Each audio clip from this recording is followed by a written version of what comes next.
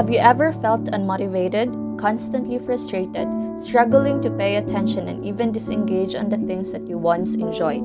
If this sounds familiar, then you are experiencing burnout. Burnout is the exhaustion faced by ongoing stress, frustration, and pressure causing a decline in our performance.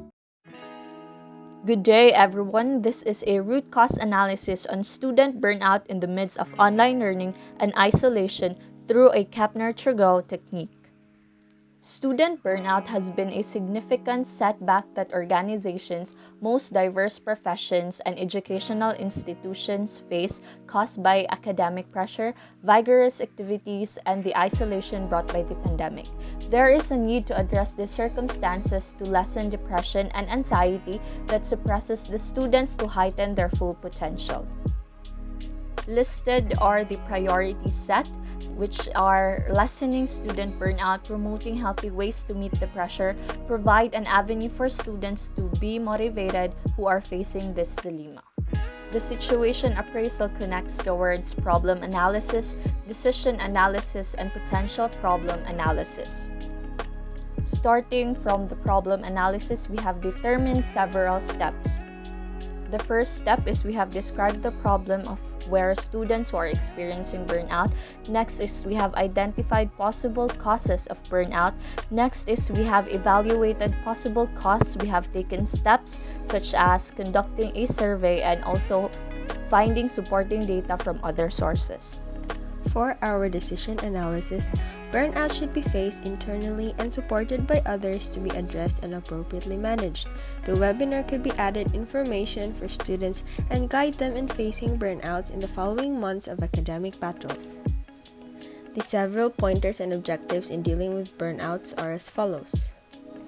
Relapse may occur or worse piling of burnouts that can gravely affect the student's performance. Burnout can be addressed if detected early so that adverse effects of burnout can be avoided.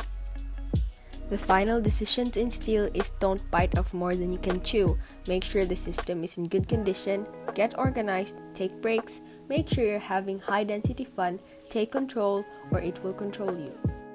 The analysis of the potential problem, the first step would be identifying the potential problems.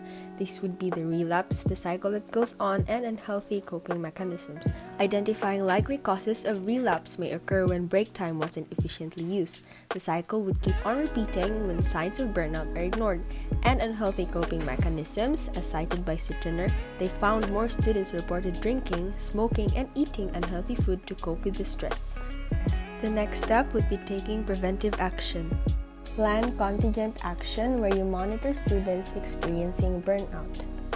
And the last step would be setting the triggers. These would be declining academic performance, low class engagement, and no significant decrease in the post-webinar survey. Development implementation plan starting with goals and objectives. The group wants to accomplish that the BS Medical Laboratory Science students of the Liceo de Cagayan University who is experiencing burnout will be lessened by 50% within the span of 2 months. Schedule milestones. Our gunshot is divided into 3 phases, namely Phase 1, 2, and 3. For Phase 1, we have planning, arrange webinar platform, and invitations. For planning, we have tasks such as set up teams, determine dates given 2 days, determine budget and soliciting funds given 2 weeks, establish the list of speakers 2 days, establish the list of participants another 2 days, and prepare a detailed agenda for another 2 days. Arrange webinar platform. Tasks here is to research possible platforms given 5 days, and then visit and review those platforms given 4 days. A milestone is set on November 3rd. This is the selection of the platform. The third part of the Phase 1 is invitations. Here is task 1 is to create invitation documents and then send out those invitations to the first choice speakers and then review the responses. If there is a need, then another task is placed here is to send out to backup choices and then review those responses. Another milestone is set on November 10th, which is to finalize the speakers.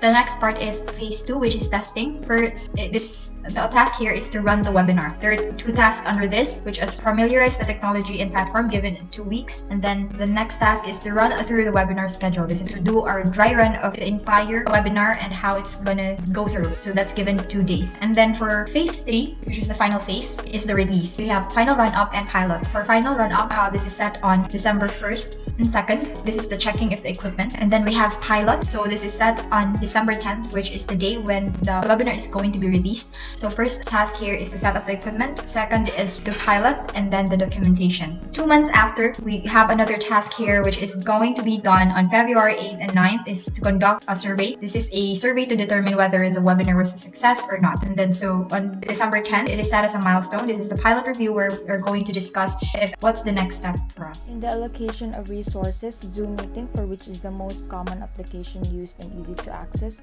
Token for the speaker. Here we hired a speaker which has a nice personality, aura, and a well-knowledge person that can help our participants. Hard copy for the certificate, fees, and prizes for the games for the participants for them to feel better aside from what they will get from our webinar discussions, with a total of 2,000 pesos. In our designated team member responsibilities, we have the head manager, layouting, allocating resources, technical department, and project manager. Our head manager is Soliva. She is responsible for planning and management in the webinar. Elealeh Callanta is responsible for the layouting. She is in charge of creating announcements through posts or flyers. Althea Mae Castillo is responsible for the allocating resources.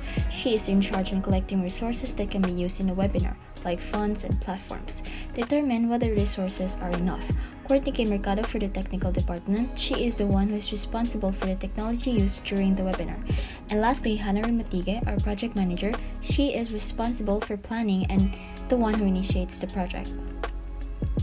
For our metrics for success in a span of 2 months, we're going to conduct another survey to determine if the desired objective was achieved.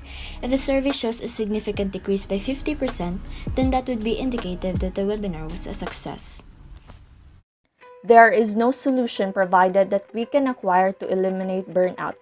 For as long as we are striving, we are susceptible to this predicament. Yet, there are ways that we can accomplish to lessen it and control it. We hope that the webinar can be a guide for students facing such circumstances to grasp and address them internally.